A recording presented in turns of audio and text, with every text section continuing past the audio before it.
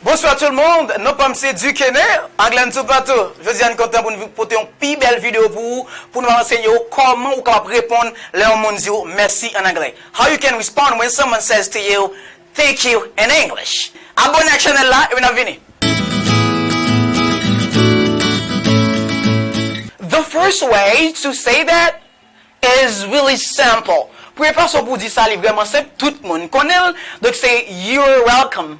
You're welcome. You're welcome. C'est ça où on dit you're welcome, non? Donc c'est prononciation qui est problème. C'est you're welcome. You're welcome. C'est you are welcome. The second way to say that is, deuxième façon pour dire ça, listen. Comment on dit ça?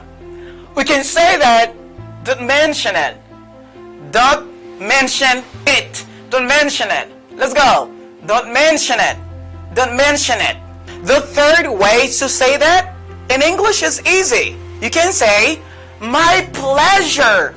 My pleasure. My pleasure. My pleasure. Attention, when on va dire my pleasure, moi dis my pleasure. I say, my pleasure. It is now time to give you the fourth way to respond when someone says to you, thank you. C'est le moment exact pour me dire comment on peut répondre à un dire merci en anglais. Donc, pour dire merci, on peut répondre normal, on peut dire no worries. No worries. No worries. Moun nan ka di ou tout. Don't worry. Don't worry. Now, it's time to give you the last, which is the fifth one. Cinquième nan se ki sa.